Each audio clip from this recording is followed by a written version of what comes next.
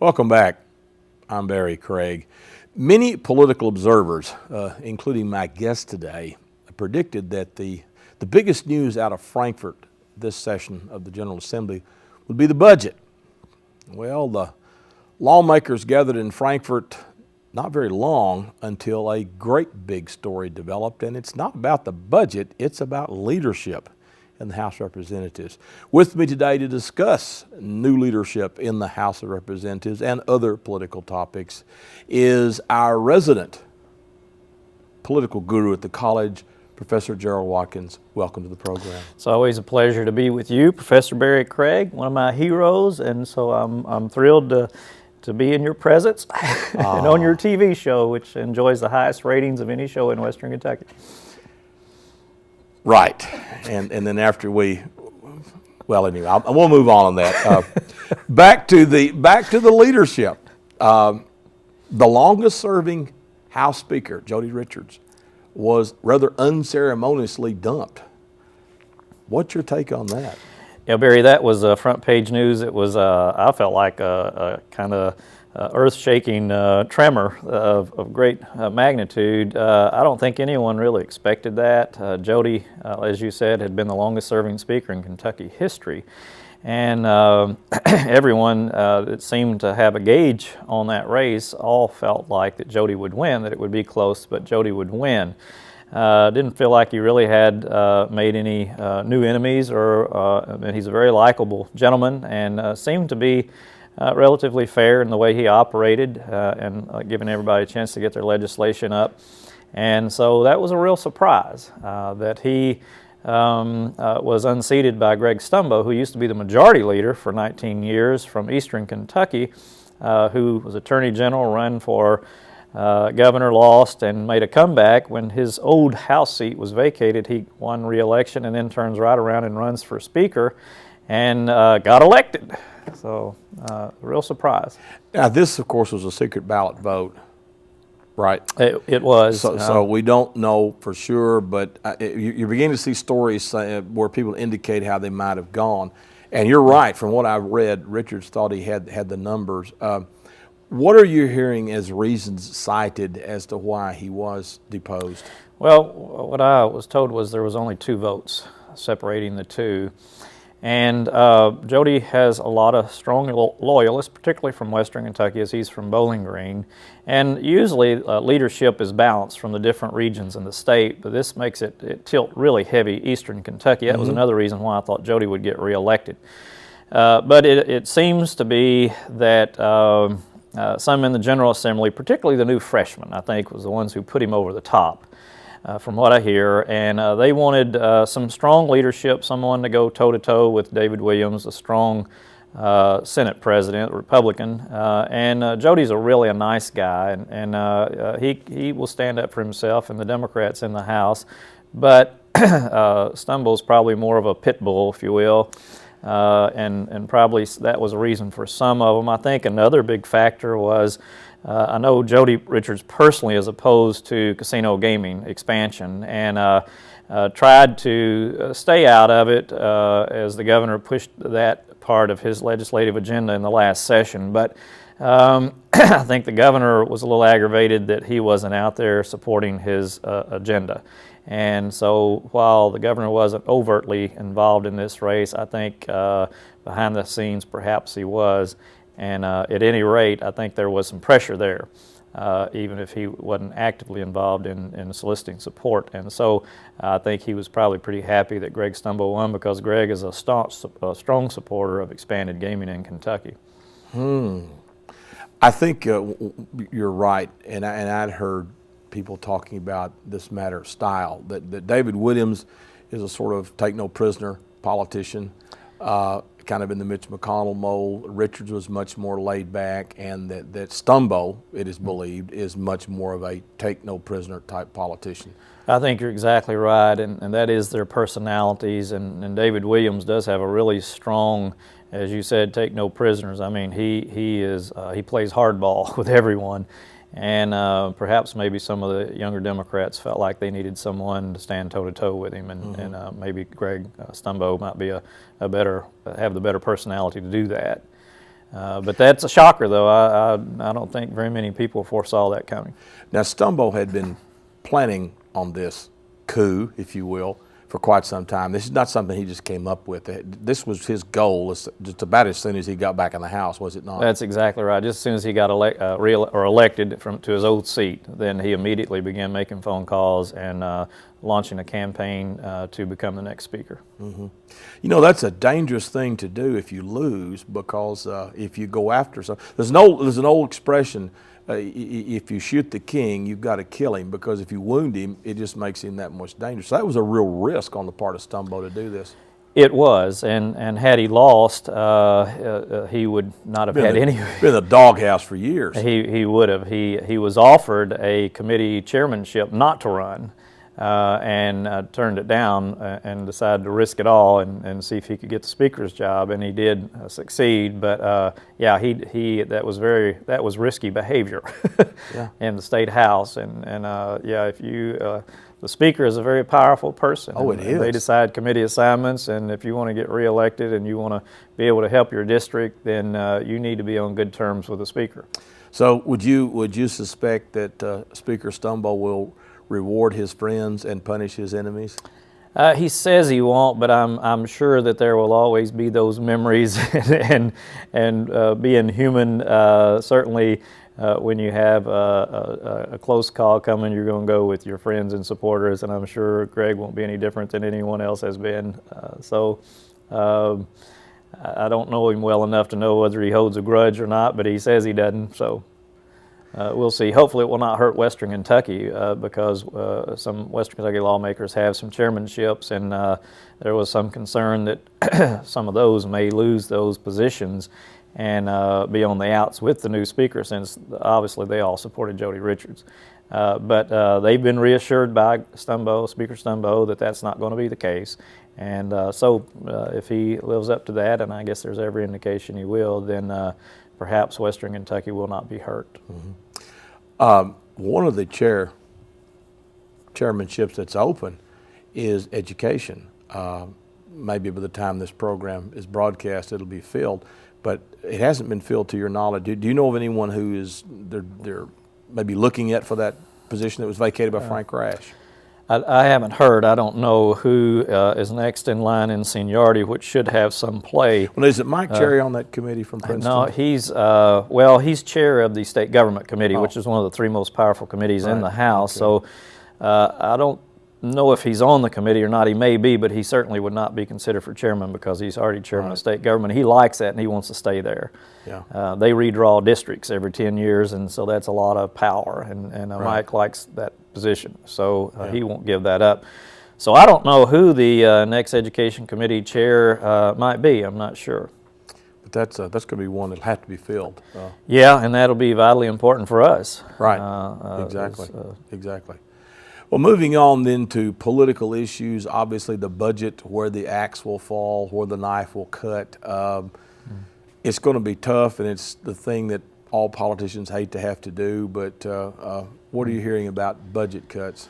Well, we have a $456 million deficit that's going to have to be balanced just this fiscal year, and that's a pretty tough call. And so all the state departments are supposed to cut their budgets 4%, colleges, universities 2%, more or less a freeze on hiring.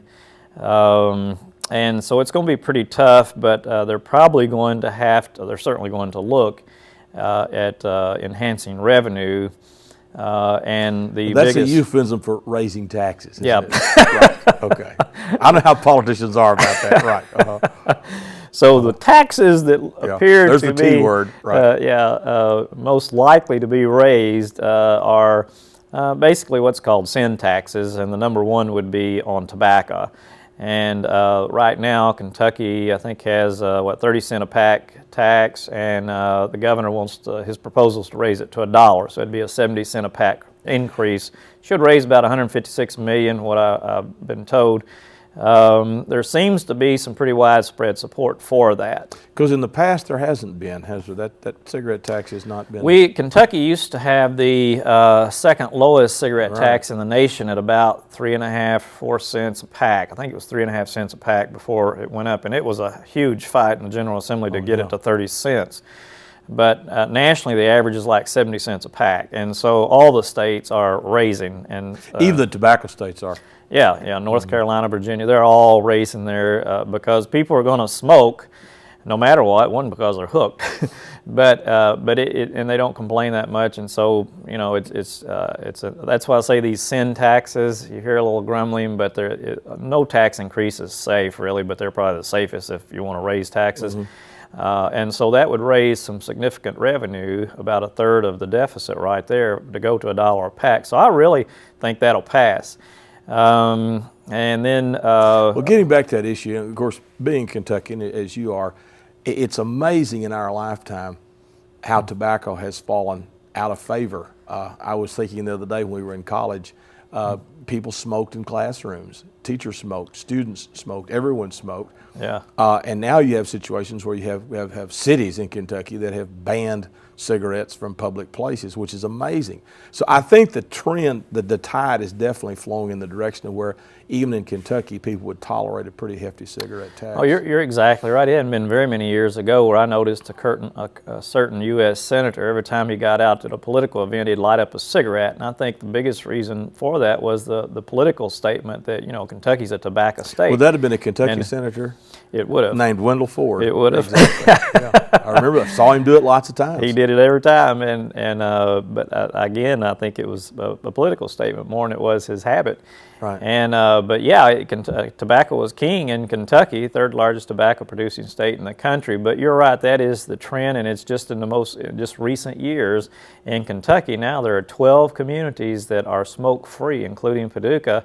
There are 19 states that are smoke free. Oh, yeah. Mostly out west, but yeah, and that's the trend nationally, and you're seeing more and more businesses, campuses smoke free, and so airlines. So that's the trend. So if you're a smoker, it's tough. It's a tough environment to be in, and your taxes are getting ready to go up. So it's going to be a lot more expensive to smoke. But I think that would be probably the easiest tax to pass would be on that. Yeah, I think you've got broad support for that. I think there's enough there. Also, you may see a tax on smokeless tobacco, which right now doesn't have one. Also, you may see an increase on some alcoholic beverages.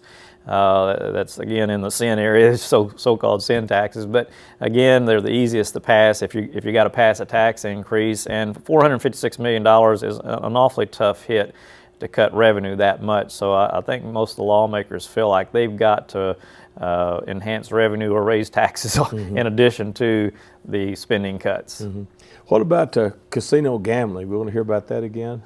We will. It'll be front and center, especially again now that Greg Stumbo is the House Speaker, and Governor Beshear certainly is very supportive of that and feels like it'll bring in, I think they've talked about $120, $150 million a year in additional revenue.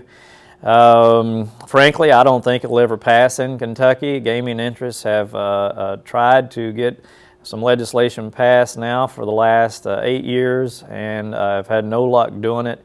Kentucky is a conservative state, and it's the buckle of the Bible Belt, so to speak, and there's just too much opposition. And David Williams, I heard him in a press conference a couple of days ago, reiterate once again that he is staunchly opposed to it. He will fight it, and it will not go through the Senate. So that being the case, it's not going to be put on the ballot for a vote by the people in the form of a referendum. It has to pass the House and the Senate, and it's not going to get through the Senate. So I predict another burial ceremony at the end of this session for casino gaming. But there again, that's another fascinating issue. I mean, when you think of Kentucky, you think of betting on the ponies. You think of Churchill Downs, and of course we do have a state lottery. But you're absolutely right. It's it's a funny thing. Kentucky is a fascinating state in many ways, and I sometimes joke in my Kentucky history classes that our economy is based on vice, cigarettes, liquor, and gambling. But yet you're right. It is also a Bible Belt state too. So it is, and you're right, which is kind of a strange combination. But I guess We're interesting if nothing else. Yeah. Let it go with that. So, any other issues out there of interest, perhaps? Well, Of course, I mean, the budget's going to consume. yeah, and that spills over into so many different areas that affect us in so many different ways, like education and health care and Medicare and Medicaid and the whole gamut, which could affect welfare reform. Another look could be taken at that, but probably not. But I think another big issue is in the area of criminal justice reform. Our prison population in Kentucky has tripled since 1988. And the United States incarcerates more people than any other country on planet Earth, over 200 nation states, and we have more people in prison than anyone. The FBI says 51% of our people who are in prison are in their own drug charges, and I personally feel like that, I think this is gaining momentum in a number of states, that people arrested for personal use should not go to prison. They should be subjected to treatment, automatic mandatory treatment, and community service. Those people don't need to be in our prisons. Save the prison space for the violent, hardened criminals, for the drug dealers, and that would lighten up a lot of space in our prisons. And right now we're overloaded, basically every county jail, and the state prison system has got more prisoners than they really should have, than they can handle.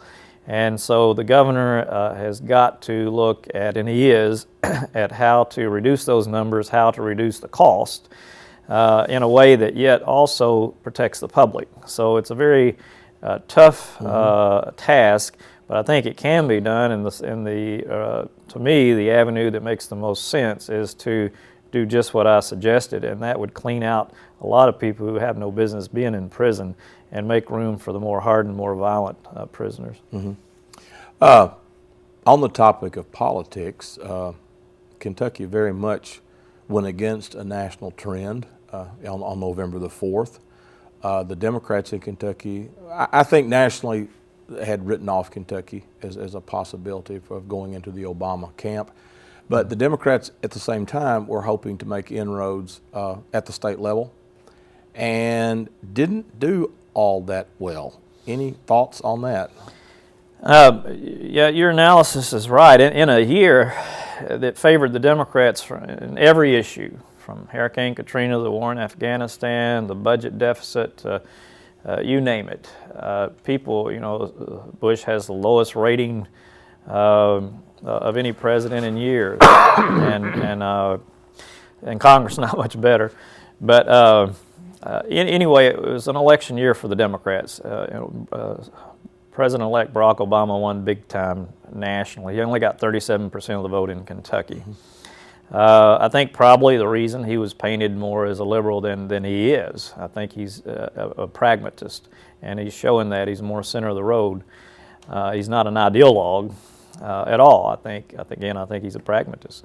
Whatever works, do it. And he's very smart, and I think he's off to an incredibly good start and has picked some great nominees for the various cabinet positions and advisory positions and all. Even some of the Republicans have complimented him for that. Yeah, he's made some excellent choices. Paul Volcker used to be the Fed chairman. He's certainly a conservative, and so I think he's got a great team, but he's inherited an incredibly tough economy and internationally. But back to Kentucky, in a year where the Democrats did great nationally, picked up so many seats in the U.S. Senate and the U.S. House, governorships, the presidency in a big way, but yet lost. Well, of course, in the House race, it was a status quo. It didn't change. 65 to 35, it's still, I think it's 22-15 and one independent in the state Senate. In Western Kentucky, the Democrats didn't do very good at all. Republicans won. Did that surprise you? I mean, Mike Lawrence ran against Stephen Rudy. Stephen Rudy, of course, is an incumbent, and incumbents are tough to beat, but yet Lawrence was a pretty attractive candidate, seemed to be. Yeah. And then Rudy, he pulled that one off.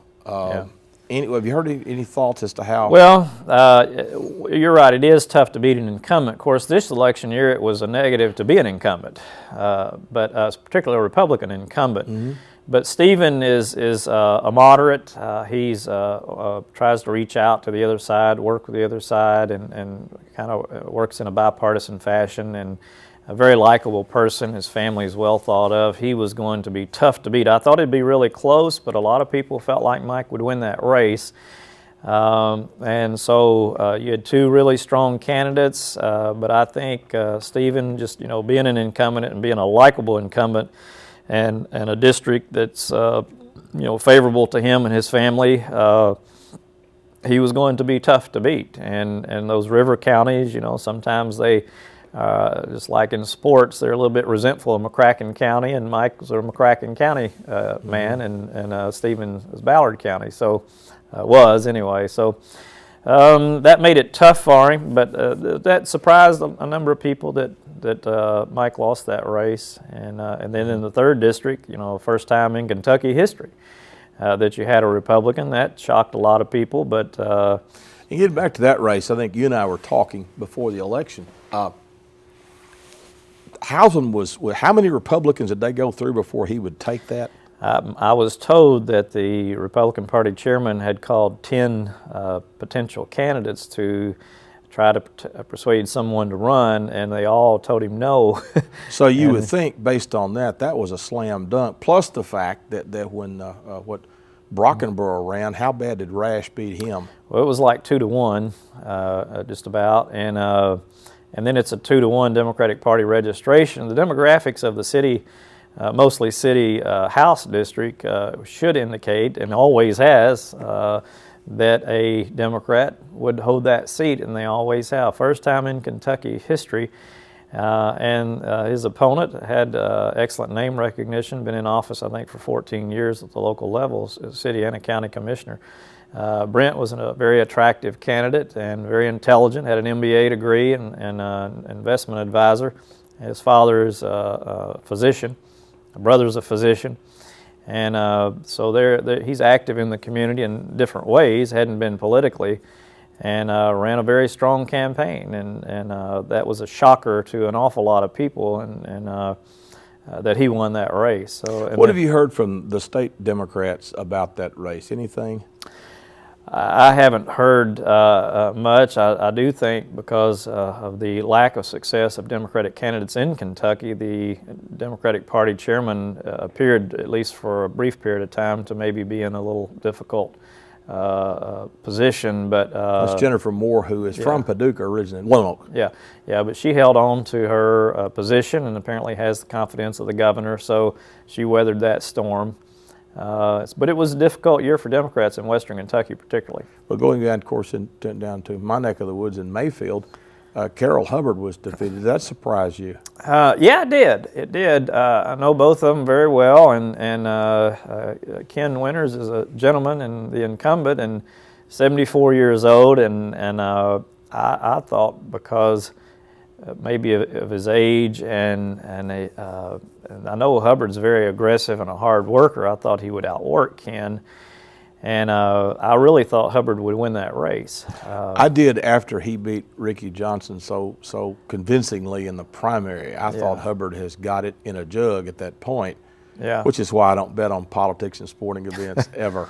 You never know, and Ken, that was the biggest surprise to me in Western Kentucky was Ken Winters defeating Hubbard. I thought Hubbard would win that race like fairly convincingly. I did. That was so what we wind up in the General Assembly is basically the same as it was before. Same as a stalemate, really. You got Democrats in firm control of the House, Republicans in firm control of the Senate, and a Democratic governor, but you've got to have passage through both chambers to get anything in the passed in the law. So, and that brings up an interesting point. If Stumbo is as hard-nosed as Williams, how are these two hard-noses going to be able to get together on anything? Give them some boxing gloves and put them in a ring. It's probably going to come to that. They've had a near fisticuffs a couple of times involving the Senate president, but it's going to be tough. Right now, they're starting out offering the peace pipe, and we're going to try to work together and talk to each other and try to get something meaningful passed. But it won't take long for the materials in the peace pipe to burn up, and they'll be at each other's throats. And so I think it has the potential to be a pretty tough session, they certainly need to talk, because if we get anything meaningfully done in Kentucky this year, there's going to have to be some compromises. So they're going to have to include each other and both parties in their discussions about what the package is going to be. Doesn't the Constitution mandate a balanced budget? It does. I think 47 of the 50 states are required by Constitution to have a balanced budget, and Kentucky is one of those states. So that ought to be something kind of looming over. Yeah, that's where do you find $456 million? That's a pretty tough order, and so it'll be. Well, of course, any government, anytime, any place, there's the way you reduce expenses is to raise taxes and cut spending. Yeah. But of course, what people want is just terrific government services, but they don't have to pay for them, which is. That's right. And that's the I always. Well, of course, you being on the Paducah City Commission, you have to deal with this too. But yeah, that's true of every politician, every party, everywhere. Yeah, we have a $42 million budget in the city of Paducah, and there's never enough money to go around, and everyone wants everything, but no one wants to pay for it. I asked when Carol Hubbard was in Congress 20 years ago. I kind of got on him a little bit, and I said, "How come y'all guys can't balance a budget?" And he said, well, everybody wants everything and no one wants to pay for it. When you try to start cutting spending, then everybody says, leave my programs alone, go cut theirs. Mm-hmm. And everybody says that, and he said it puts you in a pretty tough spot. So it's a tough job. It takes a lot of courage, and they're going to have to look at some programs and be strong and still provide essential services and be fair about it, but look for some areas to make some cuts in. They're going to have to. And obviously, they're going to have to enhance revenues. Mm-hmm. and raising taxes in hard times is a very difficult thing to do. It is. It's just the opposite of the type of fiscal policy you should be employing. And when people are losing their jobs, unemployment just went up to 7.2%. Pretty dramatic increase. Over half a million people have lost their jobs in the last month. And to raise taxes in such hard times is a very politically tough thing to do. Well, back in during the Great Depression, Governor Ruby Laffoon of Kentucky tried to raise the sales tax, and a mob attacked the governor's mansion. So we probably won't see that. And by the way, he was from Hopkins County, the same county that Governor Beshear is from. Is that right? Let's trust Governor Beshear has more sense than to do that. Yeah. But in all seriousness, this has got to be one of the toughest sessions of the General Assembly in terms of problems and what can realistically be done about it. I think you're exactly right. They're facing some really tough decisions, and then the political landscape is going to be tough. Even if they had no problems, it would still be tough. So it's really going to take some hard work, some good negotiating, and some compromising from our lawmakers and the governor and leadership to get anything done. But I think the people are going to demand it. If we move into this situation like we have in years past, where we don't have a budget, where all we have is a stalemate, I think the voters are going to rebel, not with clubs on the steps of the governor's mansion, but in the next election. And they will remember who tried to work and who was an obstructionist, because these are tough times and something's going to have to be done. And I think you would agree that the worst thing, worst fate for a politician is to be unemployed by the voters. Yeah, that's tough. It's such a public arena and process, and you stick everything out there, exposed to the world. Right. And to be rejected, which is tough. I don't like to be rejected. No one does. And to be rejected is really tough. I mean, it's a tough thing to happen to you. We're going to have to reject any more comments today. We're out of time. I'm getting the high sign over there. My guest today was Gerald Watkins. I'm Barry Craig. Please join us next time.